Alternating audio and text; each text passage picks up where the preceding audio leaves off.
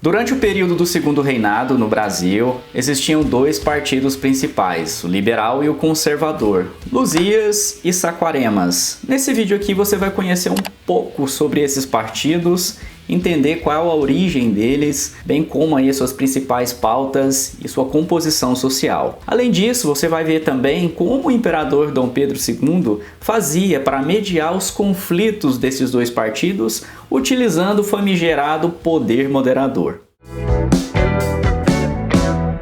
Então, na política partidária, eram dois partidos existentes, o Partido Conservador e o Partido Liberal. Esses partidos, primeira coisa que a gente tem que entender é que eles não possuíam a mesma estrutura, as mesmas características que os partidos da atualidade têm, ou seja, não havia uma coesão interna, não havia um programa muito bem definido e nem as filiações eram relativamente formais. Nas suas feições, elas acabavam muito mais se ligando às particularidades que eram locais. O Partido Liberal e o Partido Conservador, eles vão surgir de uma cisão entre os chamados liberais moderados do período regencial. Para você entender um pouco mais do período regencial, a gente tem um vídeo aí no canal, vou deixar disponibilizado aí para você assistir, para ver essa dinâmica dos partidos ou dos grupos, de opinião que existiam aí na época, entre eles o grupo de opinião dos liberais moderados. Era uma cisão entre os liberais moderados a respeito da estrutura judiciária, principalmente com relação a duas leis, a duas medidas, que era o Ato Adicional de 1834 e o Código do Processo Criminal. Se por um lado os liberais eles defendiam uma maior valorização do local, um pouco mais de autonomia, digamos assim, para as províncias, para as escolhas particulares da região, os conservadores defendiam o contrário disso, defendiam uma centralização maior, que essas decisões fossem tomadas pelo governo central e não deixassem então a cargo das províncias. No caso dos liberais, eles podiam privilegiar alguém que fosse eleito para cumprir essa função localmente, mesmo o cara não tendo uma formação jurídica, acadêmica, é o caso do juiz de paz, e em contrapartida os conservadores queriam privilegiar os magistrados de carreira. Então essa é a diferença central aqui de onde eles vão surgir, da origem desses dois partidos. Em relação aos nomes, os apelidos que eles vão ganhar, os conservadores serão chamados de Saquaremas e os liberais serão chamados de Luzias. Primeiro, começando pelo apelido de Luzia, por que ele existia? Ele tem a ver com as revoltas liberais que aconteceram em 1842, quando os liberais contestaram uma medida de Dom Pedro que dissolvia a Câmara de maioria liberal e também demitia o gabinete de ministros liberais. Nessa contestação que eles vão fazer, vão surgir ali alguns movimentos, algumas revoltas, rebeliões, principalmente na província de São Paulo, mas que agregavam outras províncias também, outras elites de outras províncias, como por exemplo as elites aí mineiras. Mas esses caras serão reprimidos duramente aí pelas tropas organizadas pelo Barão de Caxias, futuro Duque de Caxias. E um dos locais da principal derrota que eles tiveram era Santa Luzia. E é exatamente por isso que eles vão ganhar esse epíteto, vão ganhar esse apelido. Esse seria um apelido então pejorativo dado pelos Saquaremas ou pelos conservadores na época, que remetia, que estigmatizava então uma derrota que os liberais tiveram. Enquanto isso, o apelido Saquarema, ele também vai remeter a um lugar, a uma vila, que era Saquarema, hoje cidade ali no Rio de Janeiro, onde era um reduto de um dos principais ou dos principais políticos do núcleo duro dos conservadores, fazendeiros e tal. Havia uma tentativa de um padre na época lá, que era do Partido Liberal, de forçar as pessoas a votar no Partido Liberal. Só que nesse vilarejo específico, em Saquarema, as pessoas tinham uma certa proteção dos grandes fazendeiros, do Partido Conservador. A tríade Saquarema era formada por Joaquim José Rodrigues Torres, Paulino José Soares de Souza e Eusébio de Queiroz. Aquele mesmo que foi ministro da Justiça e homenageado com a Lei Eusébio de Queiroz de 1850, que proibiu o tráfico de escravizados. Acima de tudo, Saquarema era o termo utilizado para designar os políticos conservadores do Rio de Janeiro, os conservadores fluminenses, a chamada oligarquia. Na vila de Saquarema, Rodrigues Torres e Paulino José tinham parentela, terras e muitos escravizados. Então Saquarema vai virar uma espécie de sinônimo de protegido, de privilegiado, de apadrinhado. Também então havia um caráter pejorativo nesse nome, né, que vai surgir e vai se consolidar a partir do ano de 1845. Com relação às diferenças sociais entre as pessoas, ou os grupos sociais que participavam tanto do Partido Conservador quanto do Partido Liberal, haverá uma divergência entre as interpretações dos historiadores. Por exemplo, a Miriam Donikoff, ela vai colocar que não havia diferença social das pessoas que compunham o Partido Liberal e o Partido Conservador. No final das contas, eram sempre as elites aqui. Mas havia sim temas gerais que acabavam unificando essa moçada, então dá para dizer que havia sim uma diferença programática. É o caso aí dessa diferença original, que seria os modelos distintos de judiciário para um ou para outro.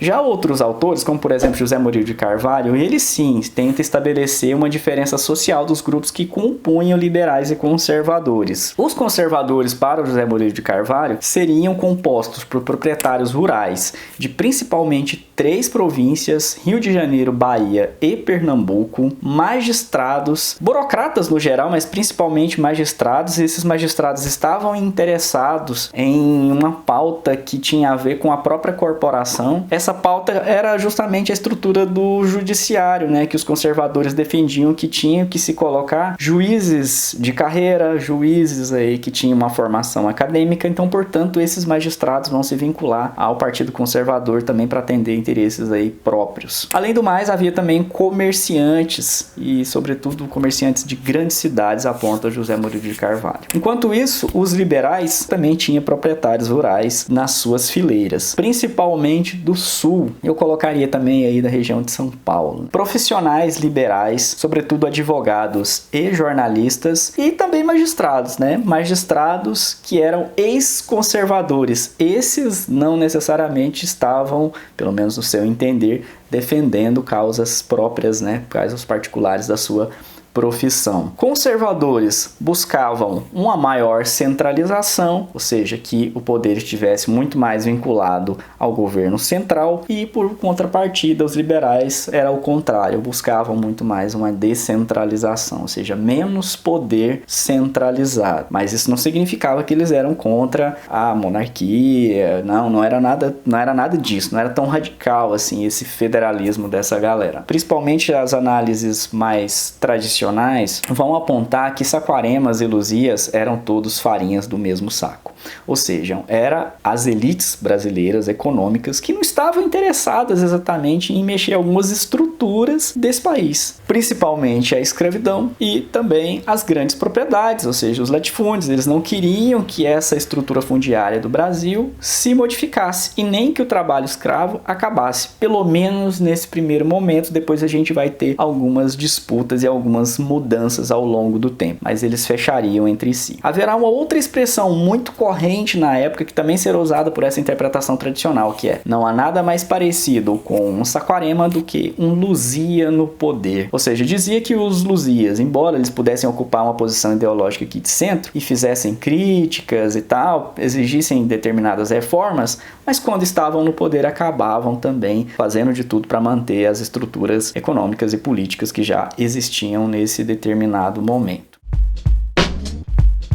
Com relação ao papel do imperador, o uso do poder moderador, e um termo que alguns historiadores vão dizer que o Brasil experienciava um parlamentarismo às avessas. Porque o parlamentarismo original seria: o povo escolhe os parlamentares, e os parlamentares votam entre si, e eles elegem um primeiro-ministro que vai formar um governo. Então o poder executivo vai sair de dentro, né, do legislativo. No Brasil não era assim que funcionava não, gente. Por quê? Porque o rei, ele acabava escolhendo os ministros. Então ele escolhia o que seria os principais ali nomes da pasta do executivo, né? Então isso faz toda a diferença.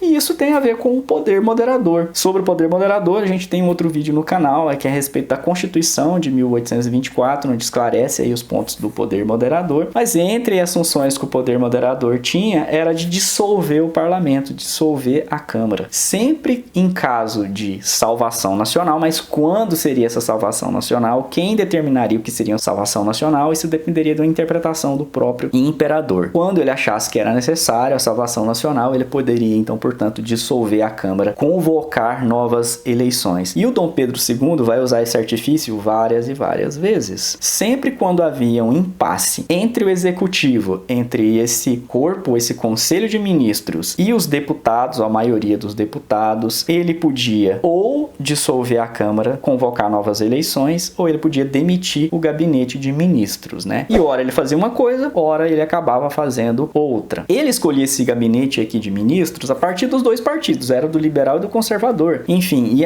tinha que haver uma negociação, né? Quando o gabinete de ministro era liberal e a maioria da Câmara, por exemplo, era conservadora, havia uma dificuldade tremenda. Então, o que o imperador fazia nesse momento? Vai depender do contexto. Ele poderia demitir um ou dissolver a Câmara, né? Em 1847, a gente vai ter a criação do cargo do presidente do Conselho de Ministros. Esse cara seria como uma espécie de primeiro-ministro mesmo. O imperador nomeava esse presidente do Conselho de Ministros e esse presidente é que escolhia quem ocuparia cada cargo de ministério, cada pasta do ministério. Então era ele que indicava os nomes no final das contas. A Miriam Donikoff, ela vai dizer que não havia temor dos deputados aqui de contrariar os interesses do gabinete e nem os desejos do imperador. E a gente sabe disso pelas tantas vezes que aconteceu dissolução da Câmara e mesmo assim os caras continuavam ainda reivindicando, né, lutando pelos seus interesses e tal. Mas sim, há historiadores que defendem a ideia de que a gente havia uma subordinação do poder legislativo pelo executivo, né, não havendo exatamente uma independência de poderes. Um dos momentos de exceção, ou dois dos momentos de exceção que a gente tem entre essa rivalidade intensa entre liberais e conservadores, será aí quando vai haver um tal do Ministério da Conciliação, entre 1853 até 57. Era um ministério que visava dirimir os conflitos partidários. Era um ministério misto, você tinha políticos liberais e políticos conservadores dentro do ministério. Nesse momento eles vão aprovar o voto distrital. As províncias elas serão divididas pelo número de parlamentares que cada um tinha direito e o voto será de acordo com o distrito. A ideia era representar os grupos de opinião, né, as correntes de opinião plurais que existiam dentro de uma província, né? Também um outro momento aí que a gente tem de pacto entre liberais e conservadores é a chamada Liga Progressista. Quando liberais e conservadores moderados, não são todos os conservadores, alguns deles, né, chamados de progressistas, eles vão formar aí um consenso, né, uma liga também mista, né, no ministério, onde vai ter início, por exemplo, um projeto gradual de abolição da escravidão, coisa que os conservadores emperrados não desejavam de forma nenhuma. Para finalizar, um breve comentário a respeito da obra O Tempo Saquarema, do historiador Riomar Matos. Para o historiador, há um predomínio político notável dos saquaremas na época do Segundo Reinado, cujo projeto constitui a própria formação do Estado Imperial no Brasil, na medida em que os políticos saquaremas conseguiram estabelecer uma relação de sinonímia entre o partido e a coroa, da parte pelo todo. Assim, até que os liberais são incorporados, mas de forma hierarquizada, pois nunca de fato estão numa direção completa da política. Essa é uma obra muito interessante, pois coloca em perspectiva para a gente pensar sobre a ressonância desse projeto conservador e como ele poderia afetar aí a história também política do século XX no Brasil. E é isso, no próximo vídeo vou continuar abordando política no Segundo Reinado, focando principalmente aqui na questão da cidadania e das eleições. Até mais!